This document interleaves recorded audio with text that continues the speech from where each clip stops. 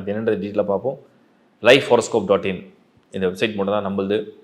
Click பண்ணுங்கள், அதில் உள்ள ஹாரோஸ்கோப் அண்ட் அதர் சர்வீசஸை யூஸ் பண்ணிங்க. தேங்க்யூ. அதாவது மகர ராசி. ஸோ மகர ராசியை பொறுத்த வரைக்கும் காலச்சக்கரத்துக்கே உழைப்பின் அதிபதியாக இருக்கக்கூடியது தான் மகரம், சனியுடைய ராசி. மகரத்தில் பிறந்தால் நிறைய பேர் எல்லா ராசியும் கல்யாணம் பண்ணிக்கிறாங்க. அவங்களுக்கு பேதமே இல்லை. எந்த ராசி வேணாலும் எனக்கு ஓகே, எந்த ராசி இருந்தால் ஓகே, பரவாயில்ல, வரன் கிடைச்சா போதும், பையன் கிடைச்சா போதும், பொண்ணு கிடைச்சா போதும்.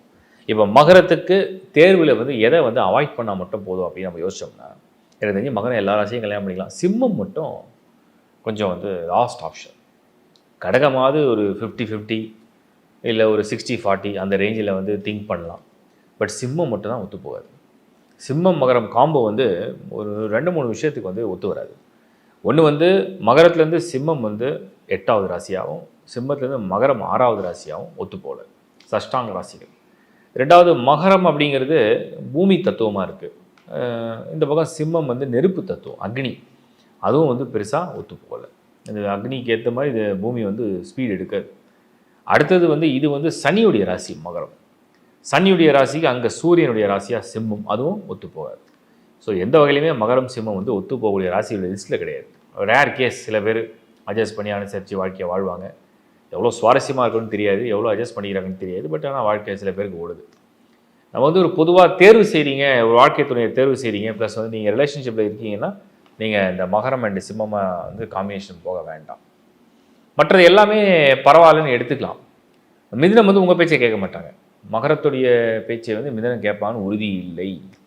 ஸோ அதனால் அது தேர்வு செய்யும் போது நீங்கள் என்ன மைண்ட் செட்டோடு தேர்வு செய்யணும்னா, நம்ம வேலையை நம்ம பார்ப்போம், ரொம்ப அவங்கள போட்டு நம்ம நம்ம பேச்சை கேட்கணும்னு சொல்லி அவங்கள ட்ரை பண்ணோம்னா அது சரி வராது. அப்படிங்கிற ஒரு ஒரு ஒரு இண்டிபெண்டன்சி, ஸோ ஒரு இண்டிவிஜுவாலிட்டி அவங்க விரும்புவாங்க. அதை நீங்கள் டிஸ்டர்ப் பண்ணாத வரைக்கும் ப்ராப்ளம் இல்லை. அதை கொஞ்சம் புரிஞ்சுக்கணும். அடுத்தது மகரம் அப்படிங்கிற ஒரு ராசியை பொறுத்த வரைக்கும் கடக நான் சொன்ன மாதிரி 50 டோட்டல் அவாய்ட் அப்படின்னு சொல்ல முடியாது. 7வது ராசி சில சமயத்தில் ஒத்து போகும், சில சமயத்தில் ஒத்து போகாது. அவங்களுடைய எண்ணங்களுக்கு நீங்கள் ஒத்து போனால் ஒத்து போகலாம். இப்போ கடகத்துக்கு சொல்லும் போது நான் மகரம் பெருசாக ஒத்து போகலன்னு தான் சொல்லியிருக்கேன். ஸோ இதெல்லாம் நீங்கள் லாஸ்ட் ஆப்ஷனாக வேணால் வச்சுக்கலாம். அவாய்ட் பண்ணுறது சிம்மம். மிதுனம் நான் கேள்வியை கேட்க மாட்டேன்னா கல்யாணம் பண்ணிக்கலாம், இல்லைனா விட்டுடலாம். கடகம் நீங்கள் அவங்க தாட்ஸுக்கு ஒத்து போகணும், இல்லைனா அதையும் நீங்கள் லாஸ்ட் ஆப்ஷனாக வச்சுக்கலாம். ஸோ இதுதான் மெயின். மீதி எல்லா ராசிக்கும் மகரம் ஓகே தான். மேஷத்துக்கெலாம் மகரம் ஓகே. இந்த பக்கம் கன்னி ராசி இருக்குது, துலாம் இருக்குது, ரிஷபம் இருக்குது, மீனம் இருக்குது, தனுஷ் இருக்குது, பக்கத்துலேயே கும்பராசி இருக்குது, விருச்சிகம் கூட இருக்குது. இதெல்லாம் மகரம் ஓகே தான். மகரத்துக்கு நிறைய ஆப்ஷன் இருக்குது. நிறைய பேர் கேட்டது மகரம் ராசியை சேர்ந்தவங்க அதே ராசியை கல்யாணம் பண்ணிக்கலாமா? சனியுடைய ராசியை அதே சனியுடைய ராசியை கல்யாணம் பண்ணுறதுனால ப்ளஸ்ஸும் இருக்குது, மைனஸும் இருக்குது. வாழ்க்கை ஒத்து போயிடும். லைஃப் அப்படியே ஒரு பயணம், அது ஒத்து போயிடும். அது இன்ட்ரெஸ்டிங்காக இருக்குமா, அது ரொம்ப சுவாரஸ்யமாக இருக்குமா, அது நல்ல முன்னேற்றத்தோடு இருக்குமா அப்படிங்கிறத நம்ம சொல்ல முடியாது. ஸோ அந்த இடத்த அதை நீங்கள் திங்க் பண்ணுங்கள். என்னை பொறுத்த வரைக்கும் மகர ராசியோட 100% ஒத்து போகும்னு நம்ம சொல்ல மாட்டோம். அதனால் அது லாஸ்ட் ஆப்ஷன் அதையும் வச்சுங்க.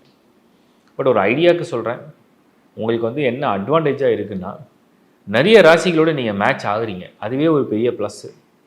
நிறைய பேரோட பொருந்ததில்லை, மேட்ச் ஆகுறதில்லை. நீங்கள் நிறைய பேரோட மேட்ச் ஆகிறதே உங்களுக்கு ஒரு பெரிய ப்ளஸ்ஸு. அந்த வகையில் நீங்கள் மகர ராசியை தேர்வு செய்கிறது, அதாவது மகர ராசியை சேர்ந்தவங்க எந்த ராசி வேணால் தேர்வு செய்கிறது பரவாயில்ல. ஸோ இன்னொன்று ஒரு ரிசர்ச் பண்ணி பார்த்தோம். மகர ராசியை சேர்ந்தவங்க எவ்வளோ பேர் வாழ்க்கையை ஒரு அந்யோன்யமாக வாழ்கிறாங்க, குடும்ப வாழ்க்கை, பர்சன்டேஜ் வைஸ் நிறைய ஸ்கோர் வந்திருக்கு. ஏன்னா நீங்கள் ப்ராபபிலிட்டி பார்த்தீங்கன்னா உங்களுக்கு அவாய்டபுளாக சொன்னதே ஒன்று சிம்மம் மட்டும்தான். எப்படி பார்த்தாலும் ஒரு 75% மகர ராசிக்காரர்கள் ஒத்து போய் வாழ்கிறாங்க, இல்லைனா அனுசரிச்சிக்கிறாங்க, இல்லை அட்ஜஸ்ட் பண்ணிக்கிறாங்க. வாழ்க்கை பரவாயில்லைங்க, ஓடிட்டுருக்கு, சூப்பர் டூப்பர் சொல்கிறோமோ இல்லையோ, பரவாயில்ல ஓடிட்டுருக்கு, நாட் பேட் அப்படின்னு வேணால் கொண்டு போயிடலாம். எவ்வளோ விதமாலும் தாங்கக்கூடிய மன வலிமை இருக்குது, பொறுமை இருக்குது, சகிப்புத்தன்மை இருக்குது. அதனால் இந்த வாழ்க்கையை கடந்து கொண்டு போயிடுறாங்க. அதனால் மகரத்தில் பிறப்பது நல்லது தான். ஒன்று நம்ம செக் பண்ணுறது என்னென்னா, அந்த 7 சனியில் கல்யாணம் பண்ணுறோமா, இந்த பக்கம் ராகு கேது தோஷம் இல்லாமல் நம்ம உஷாராக கல்யாணம் பண்ணுறோமான்னு பார்த்துக்கணும்.